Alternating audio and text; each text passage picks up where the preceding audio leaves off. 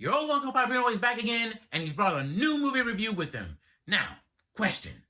What do you get when you take one Christmas movie, add a buddy cop movie along with it, and you add um, a movie along the lines of, let's say, Air Force One. Yeah, that's it, Air Force One. Or if you want to, let's go with something more recent. Not too recent, but recent enough. Olympus Has Fallen, okay? And you mix it all up together, what do you get? You get this movie right here, Red One. All right? So, story. It's Christmas Eve, and Santa Claus, Saint Nick, is doing his prep time. He's getting ready, doing his normal ritual, a usual thing that he always does to prepare in order to get ready to travel around the world delivering Christmas presents to all the boys and girls around the world. Okay?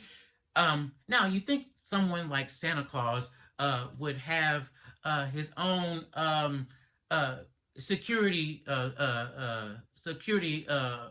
group of people that would protect him, and also have his own personal bodyguard. All right, well, he does in this, and his bodyguard, named Cal, who is played by Dwayne "The Rock" Johnson, is his personal bodyguard. All right, now Cal is about to retire, but he decides that, okay, before I retire, I'll go on one last run around the world to help you deliver presents to everyone around the world. Okay, now, but Santa gets kidnapped. Okay, thanks to, unbeknownst to him, to a hacker named Jack, played by Steve Rogers, Captain America Evans. Okay, now, because of that, Cal and Jack have to team up with each other in order to find and rescue Santa and hopefully get him back in time to where he can save Christmas. All right, now, will they do it? Maybe. So that's pretty much the story. All right, now, all of the positives. uh,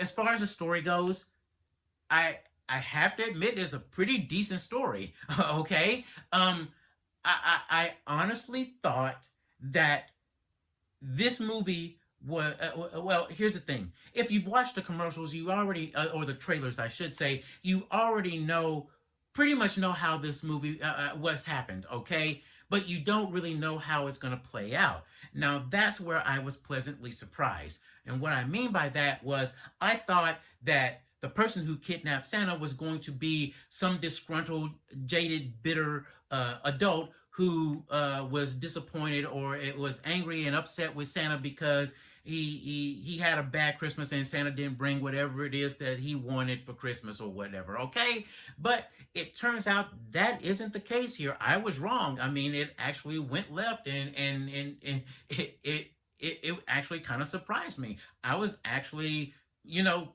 pretty cool with the direction that they went with this. Okay, another positive is that this movie is 2 hours long, but I have to admit I didn't feel it. It didn't seem like it was 2 hours long. It actually flew by pretty easily and pretty quickly. Okay, next positive. um there is a message in this movie. Now, not the kind of message that you're probably used to hearing, preaching and lecturing to you, but it is a message that is very positive. Okay. Now, personally, I like the message personally. Now, will I follow it? Will I abide by it? No, because I'm too old and I'm too cranky and bitter and indifferent and jaded and bitter. I'm evil. Okay, so although I love the message, I'm probably not gonna follow it or live by it, so to speak. Okay. I had already forgotten about it after I left the movie. After movie the theater, in all honesty. Okay. Another positive things are the special effects. They're actually pretty good in this. Okay. Another positive are the actors. J.K. Simmons playing Saint Nick is awesome. I love him. I mean, and the thing is, he's not a fat Santa. He's jacked, and I mean, I'm not talking about Jack like the character in this movie, or Jack Frost, or Jack O' Lantern, or Jack Be Nimble, Jack Be Quick, or anything like that, or Jack and the Beanstalk. I mean, he's big, he's buffy. It's like you would not think that he would need a bodyguard, and that's kind of cool, in a sense. But I understand for the plot, it has to be done. He has to be kidnapped. Okay, but J.K. Simmons does an awesome job in this, and if you want to hear J.K. Simmons as Santa Claus, uh, in another movie, I highly recommend the animated movie called Klaus. Okay, it was on Netflix. I don't know if it's still on Netflix or not, but it was on Netflix. Won all kinds of awards, and very well animated, very wonderfully written, beautifully done. And J.K. Simmons plays Klaus in that as well. Well, and you got the Dwayne the Rock Johnson in this. So, and of course, he plays himself, The Rock. Okay, so you're not getting much out of him as you normally would in anything else he starred in. Okay, you have Lucy Liu in here as well. She's cool. Chris Evans, he's not playing the Boy Scout, like Captain America. He's actually playing someone who's a lot like me, I guess you could say, indifferent and bitter and angry and all of that sort of stuff. Only looking out for himself, even though I don't do that, but he does in this. Okay, and um, the other thing is, another positive is from my understanding, some of the people who worked on the more recent Fast and the Furious movies was involved in this, as far as I think writing and producing this movie goes. Now, I haven't watched any of the recent Fast and the Furious movies. I only saw the first three of the franchise, and then I cut out after that. So, if you like the Fast and the Furious movies, even including the more recent ones, you'll probably like this one as well. So, the negatives. Um, the negatives. This movie, uh, well, let's start with the story again. Okay, as far as the story goes, um, it it it it, it it is 2 hours long, so it may be too long for other people. For others, for me, like I said, it flew by pretty quickly. It was very steady. I enjoyed it pretty well.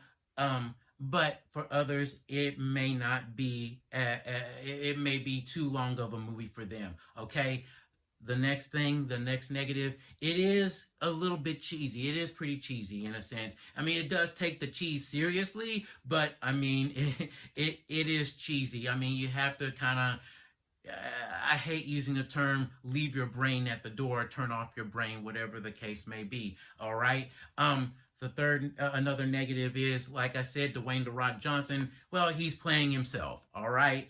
Now, again, if you're a fan of The Rock, it could be a positive, it could be a negative. It depends on the kind of person you are. The other thing is, another negative is that, again, as I mentioned before, there are a lot of people involved from the more recent Fast and the Furious movies involved in this movie as well. So if you're a fan of the movies, it's a positive. If you're not a fan of the movies, it's a negative. Okay.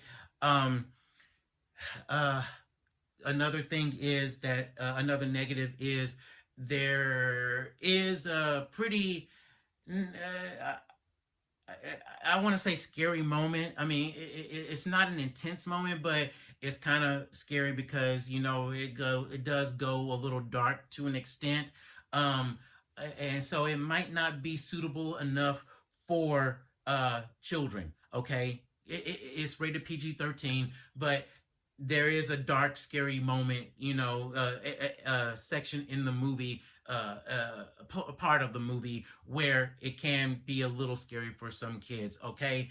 Um, the other thing is, another negative is that this movie may not feel like a very Christmassy type movie. Okay. I mean, it's not your Christmas movie where,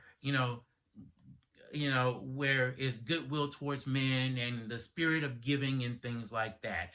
Um, but its message does lean in that area, but in another way, but not in the way that you would want to, that you would expect it to. But for a lot of people, that may not work for them. All right. So overall, this movie is a mixed bag. Let's just put it that way. Some may like it, some may not like it, for whatever the reasons, and that's fine. That's okay.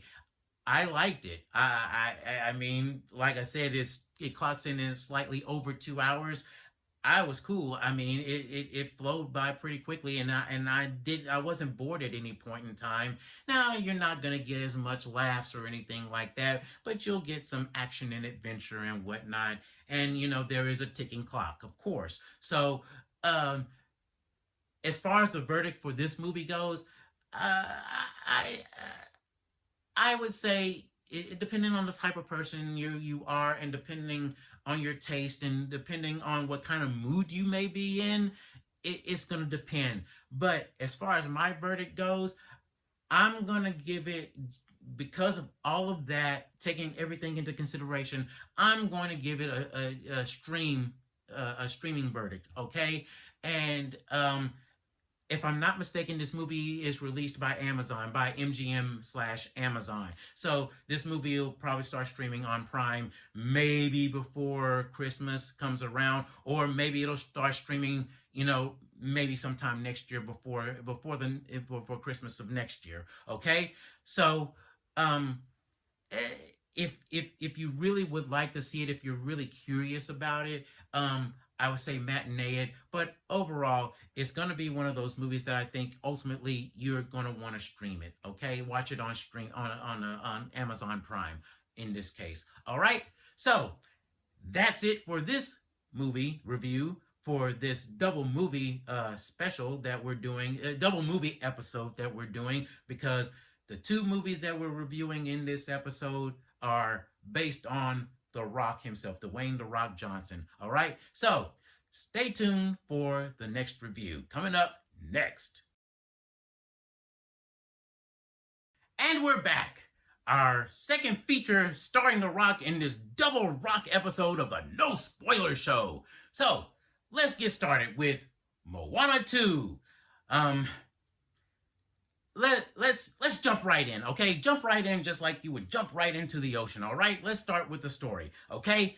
Um, this movie takes place several years after the events of the first movie. I don't know how many years, but at least several years after the first movie. Okay, at least in movie time. All right.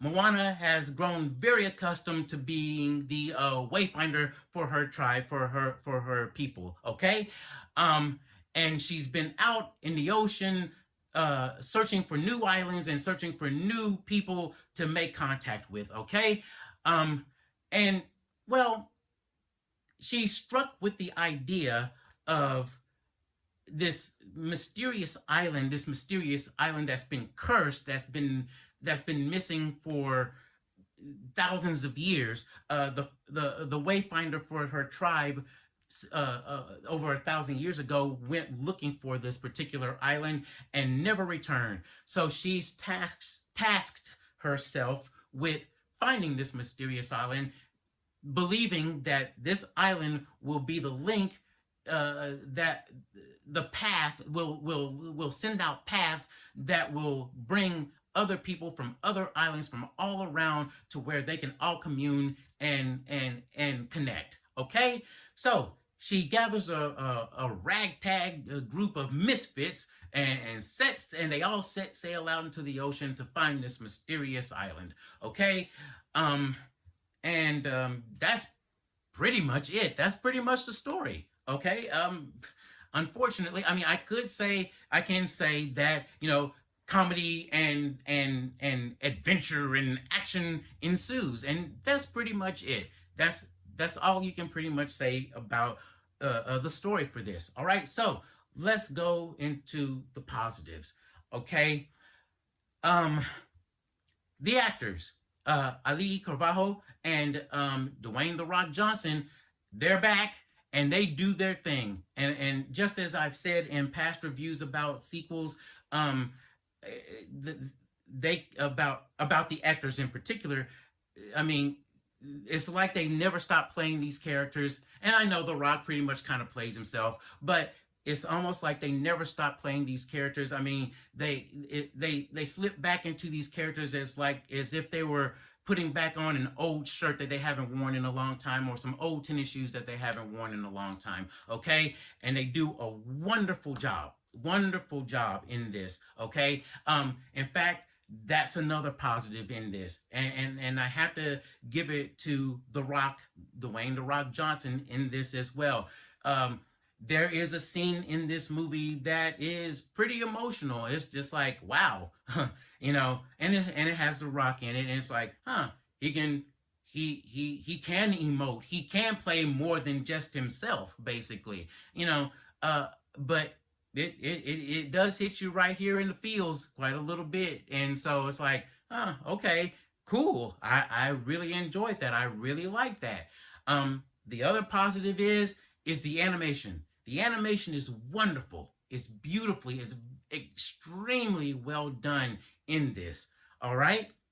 Now, that ends the positives in this. I'm going to take the animation part of this and segue into the negative side of this. Okay. Um, the animation is wonderful in this. And the animators who did this, man, they deserve, I mean, major kudos and wow. I hope they get a big raise, or I hope they get a huge bonus, because they deserve it. Um, Here's why I'm using that to segue into the negative side of this. It all ties together. Allow me to explain. Okay. Um, this movie should not have existed. Okay. The reason being is because I don't know if any of you remember it or not, but after around maybe the second or third year of Disney Plus being after it had started, after Disney Plus had launched, 2 or 3 years after it had launched, there were several projects that were announced. One of those projects was a Moana a series. Okay, it was going to be about a six to eight episode series. Okay, 22 minutes, basically half hour. I can't say it was going to be 22 minutes. I don't know how long it was going to be. It could have been 22 minutes, 30 minutes. It could have been an hour. Who knows? But the decision was made to take that series and turn it. It was made earlier this year. The decision was made earlier this year to turn that series and take that series and turn it into this movie. Okay, now with animation, it's not cheap. It's very expensive, and the thing is, usually TV animation usually has a smaller budget. Movie animation has a larger budget. It doesn't matter if it's hand drawn, aka 2D, or if it's computer generated, aka 3D. It's very expensive, and it requires a lot of time and a lot of money. Okay, so if you have a smaller budget for a series on TV or on streaming, even in this case on streaming, and you're turning it into a movie, well, one would go in, me in particular would go in thinking that the animation is not going to be very good. Okay, because it takes for with 2D animation, it takes about 9 months for 22-minute episodes. I always make the joke, that's a baby. Okay, now I don't know how long it takes to make a 22-minute episode of a 3D animated show, but a 2D animated movie and a CG animated movie takes years. All right, so to take an animated series and turn it into a 90-minute movie, an hour and 30-minute movie, that's a huge undertaking. In a short amount of time, that's a huge undertaking. Okay, and that's why I give kudos to the animators for this movie. They deserve this. They deserve recognition. They deserve the pay.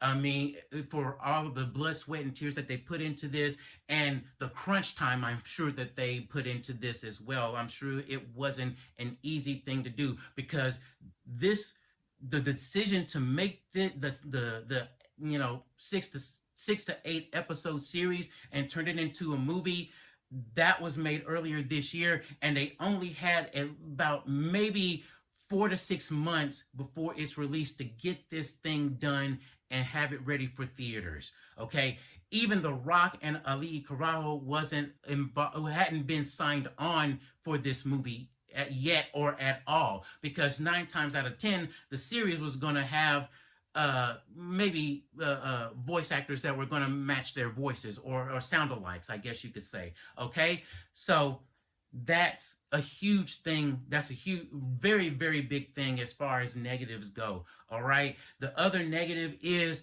the story. Um, this story makes, there are parts in this story, the pacing and the story itself, the pacing of the movie and the story itself, there are parts that just don't make sense.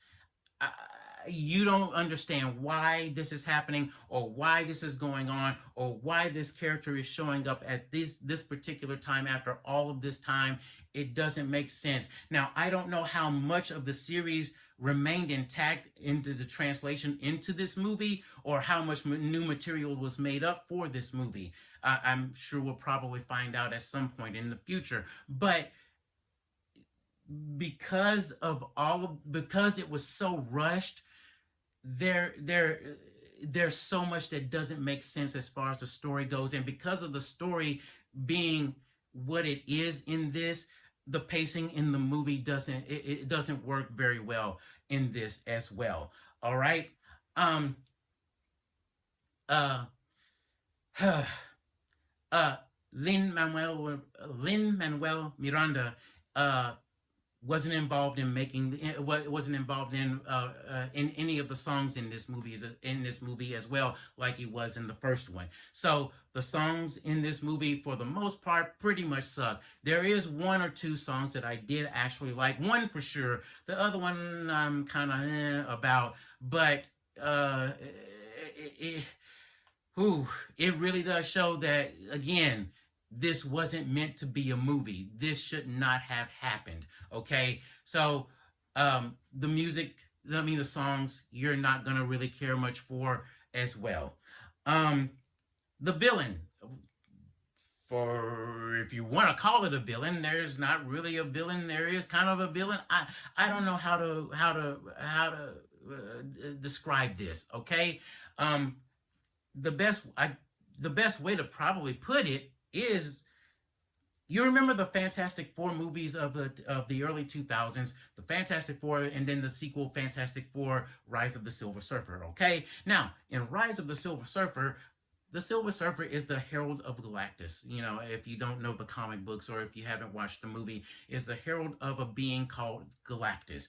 This being devours planets, kind of like Unicron. Well, but Galactus came first, Unicron was second. Okay, but Galactus is a being that devours planets for subsistence. Okay, for nutrition, for nutrition. Okay, now in the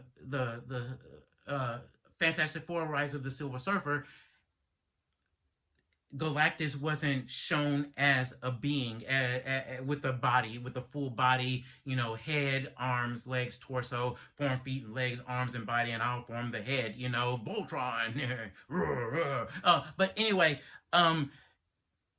Galactus was depicted as a cloud, a huge dust cloud in outer space, basically. And that's kind of what you get here as a villain in this movie here. Okay, it almost doesn't make any sense at all whatsoever, but this is what we're given. um there is there's no need to stay till the very end. At the end of the credits, there's nothing at the end of the credits. There is a mid-credit scene, and this, I think, even proves even more that this was a series. Okay, um the way they have it set up, that this the mid credit scene could possibly be a setup for a Moana 3, or if this movie does well enough, okay, or it could be they could decide, okay, since the movie did so bad, the setup that we'll have here, we'll do a Moana series for Disney Plus. So it can go either way. Either way, it could probably be a win-win for Disney in one way or another. Okay, so um, this movie, this movie, this movie does a huge disservice to the first movie. All right, it really truly does, as far as the story goes, and as far as the songs go as well. But overall, the acting is great, the animation is great. That's it. Those are the only positives that probably carried over from the first movie. Okay, it's just like Joker Folie à Deux. I mean, it pretty much undoes what the first movie did, what the first Joker movie did. This movie pretty much just kind of, you know, is this movie is just disappointing overall. Period. Okay, and I normally don't say period, but anyway, um, but it's a huge disservice to the first movie. Um, if you love the first movie, you're probably going to go watch this movie just out of curiosity, okay? Obviously, the kids are going to want to go watch this movie as well because it is an animated movie, and and I'm sure just like the rest of us, as far as adults go, we love the first Moana as well. Okay, so uh, and this is the week of Thanksgiving, so families are together, kids are together with the parents are together, families all together, and if they're not cooking or if they're not shopping for food and whatnot, and if they're not going to go shopping for Christmas, for Black Friday or anything like that, they're all probably going to go to the movies. And even if they are shopping, they're probably going to drop the kids off so they can go watch this movie as well. Um, some kids may enjoy it. Some people may enjoy it. Some people may not. In all honesty, the theater that I was in, it was packed, both full of adults and children. And in all honesty, uh, to the right of me, to the right front of me, in the far front of me, there was a group of kids that were just talking because I honestly believe that they were just bored. And that says a lot about this. I think they just lost interest and were bored with this. And I don't blame them. This movie was pretty boring for the most part. Okay.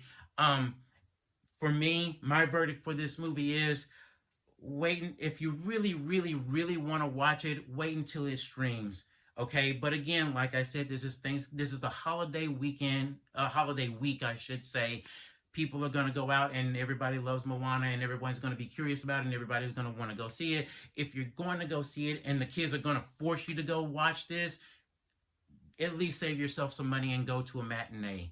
Okay, but overall, I would wait until this movie streams on Disney Plus. That's your safe bet. That's the safest bet you have right there. All right, like I said, this movie is a complete disappointment, and I went in with low expectations, knowing all of the backstory of what was going on behind the scenes with this movie as far as the production goes. Okay, and I was still disappointed with this. You go in with low expectations, you're never disappointed because you're pleasantly surprised if it turns out well, and you're not disappointed if it doesn't. I was still disappointed in this. Okay, so I guess that's it for this double rock episode of the No Spoiler Show. So Stan, take us out. That does it for this episode of the No Spoiler Show. And remember, if you're on the naughty list, you're going to have to watch this movie, and the Krampus is going to get you. He's going to get you, I tell you. He's going to get you. That does it this time for this episode. So until then, Excelsior!